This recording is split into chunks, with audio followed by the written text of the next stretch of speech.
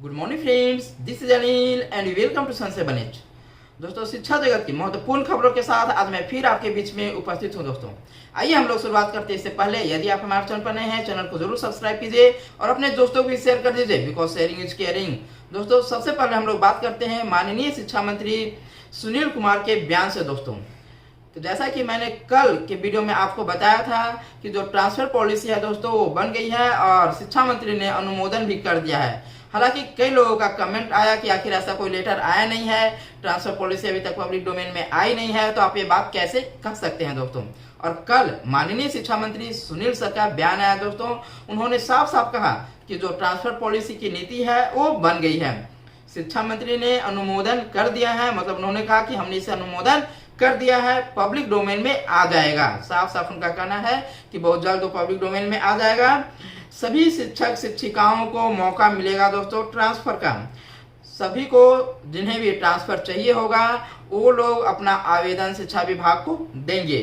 Software तैयार हो रहा है दोस्तों, और सॉफ्टवेयर तैयार करके और उसी के आधार पे ट्रांसफर और पोस्टिंग की प्रक्रिया की जाएगी दोस्तों। हालांकि एक सॉफ्टवेयर पिछले कई वर्षों से बन रहा है दोस्तों ट्रांसफर पॉलिसी को लेकर के, और अभी माननीय शिक्षा मंत्री जी का कहना है कि सॉफ्टवेयर ही बन रहा है और उसी सॉफ्टवेयर के तहत आपकी पोस्टिंग की जाएगी। उन्होंने साफ साफ कहा है कि खासकर जो महिलाएं हैं, असाध्य रोगों से पीड़ित हैं, उन लोगों को प्राथमिकता दी जाएगी दोस्तों इस पोस्टिंग प्रक्रिया में। ट्रांसफर की जो प्रक्रिया होगी, जो पॉलिसी बनी है वो काफी फ्लेक्सिबल है। अधिकांश लोगों को अपने घर के नजदीक देने की बात की जा रही है दोस्तों। जो शिक्षक दंपति हैं, मतलब पति पत्नी दोनों शिक्षक हैं दोस्तों, उन्हें एक विद्यालय में तो देना मुश्किल है, लेकिन पॉलिसी के तहत ये निर्णय लिया गया है कि उन्हें आसपास एक ही ब्लॉक में अगल बगल के स्कूल में, नजदीक के स्कूल में दिया जा सकता है दोस्तों उनकी पोस्टिंग। ठीक है, ये तमाम चीजें उनके तरफ से कल कहा गया है दोस्तों। दूसरी महत्वपूर्ण जो खबर है दोस्तों वो दृष्टि दिव्यांग शिक्षकों के ऑनलाइन उपस्थिति दर्ज करने के संबंध में। जैसा कि आप लोग को मालूम है कि 1 अक्टूबर से जो आप इस शिक्षा कोष पे ऑनलाइन उपस्थिति बना रहे हैं, ऑनलाइन अटेंडेंस बना रहे हैं दोस्तों, उसी के आधार पे आपको इस मंथ का जो पेमेंट होगा वो आपको ऑनलाइन अटेंडेंस के आधार पे ही बनेगा। ये स्पष्ट कर चुका गया है शिक्षा विभाग की तरफ से पहले ही, माननीय अपर मुख्य सचिव ए सिद्धार्थ की तरफ से दोस्तों। तो वहां समस्याएं आ रही थी कि जो दृष्टि दिव्यांग हैं, जिन्हें दिखाई नहीं देता है, तो आखिर वो सेल्फी लेंगे तो लेंगे कैसे, ये समस्याएं आ रही थी। और इन लोगों की तरफ से समस्या बताया गया था कि उन लोगों को छूट दिया जाए इसमें। लेकिन दोस्तों एक लेटर आ गया है शिक्षा विभाग की तरफ से, और उन्होंने इसकी जिम्मेवारी जो प्रधानाध्यापक हैं या प्रधान शिक्षक हैं उन लोगों को दे दिया है कि वो स्कूल एडमिन से लॉगिन करेंगे और स्कूल एडमिन से ही जो दृष्टि दिव्यांग शिक्षक शिक्षिकाएं हैं दोस्तों उनकी ऑनलाइन उपस्थिति दर्ज की जाएगी। जैसा कि आपको मालूम होगा कि जब हम लोग स्कूल एडमिन से करते हैं तो वहाँ पे सेल्फी की जरूरत नहीं होती है। जो स्कूल का आईडी है, स्कूल का पासवर्ड है, जो आपके एचएम प्रधानाध्यापक, प्रभारी प्रधानाध्यापक, प्रधान शिक्षक के पास होता है दोस्तों, जब वो अपने मोबाइल में उसे लॉगिन करेंगे स्कूल आईडी से, तो फिर उसमें बैक का कैमरा आता है, उसमें सेल्फी की जरूरत नहीं होती है और बैक के कैमरा से उनकी अटेंडेंस बनेगा दोस्तों। ये दिशा निर्देश जारी किया गया है। दूसरी चीजें दोस्तों, आज 2 अक्टूबर है और महात्मा गांधी का आज जन्म दिवस है, बापू का आज जन्म दिवस है दोस्तों।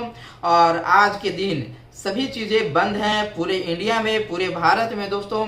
छुट्टी दी गई है, सभी सरकारी दफ्तर वगैरह जितने हैं सारे बंद हैं, लेकिन विद्यालय खुला है दोस्तों। विद्यालय में जाना है और विद्यालय में आपको पूरे टाइम रहना है। हालांकि बच्चों को इससे छूट दी गई है, बच्चे विद्यालय में आएंगे, महात्मा गांधी की जयंती मनाएंगे और उनके बाद उनकी छुट्टी हो जाएगी दोस्तों। इस संबंध में कोई ऑफिशियल लेटर तो है नहीं, लेकिन वीसी में ऐसा निर्देश दिया गया है। कल संध्याकालीन वीसी में इस तरह का निर्देश दिया गया है कि 2 अक्टूबर को महात्मा गांधी जी की जयंती मनेगी, लेकिन विद्यालय में एमडीएम नहीं बनेगा दोस्तों। एमडीएम किसी भी विद्यालय में नहीं बनाया जाएगा, और जहाँ पे एनजीओ के थ्रू आता है तो वो भी कल नहीं आएगा। तो महात्मा गांधी जी का जयंती मनाना है, जयंती मनाने के बाद प्रभात फेरी और स्वच्छता सेवा मनाना है दोस्तों, और उसके बाद बच्चों को छोड़ देना है। लेकिन सभी शिक्षक विद्यालय में बने रहेंगे, सभी शिक्षक विद्यालय में रहेंगे और 4:30 बजे के बाद ही शिक्षकों को विद्यालय से वापस आना है दोस्तों। और ये निर्देश दिया गया है कि जो भी हाफ ईयरली एग्जाम्स हैं उसका रिपोर्ट पंजी ये सारा कुछ हो रहा करके विद्यालय में तैयार करेंगे, इस तरह का निर्देश जारी किया गया है। दूसरी जो महत्वपूर्ण खबरें हैं दोस्तों, छुट्टी को लेकर के दोस्तों, जो आपका कल से आपका नवरात्रि स्टार्ट हो रहा है और वो छुट्टी को लेकर के शिक्षकों ने मांग की थी और उसके बाद से शिक्षकों के चहेते बीजेपी के एमएलसी नवल किशोर यादव का बयान आया है दोस्तों, जो उन्होंने साफ साफ कहा है कि यदि आपको छुट्टी चाहिए तो साल में 10 महीने छुट्टी ले लीजिए। उन्होंने चिरकुट कह करके भी शिक्षकों को संबोधित करा है। शिक्षक अपने बच्चों को विद्यालय में पढ़ाएंगे तो 9 महीना उन्हें छुट्टी ही चाहिए, इस तरह का बात उन्होंने कहा है।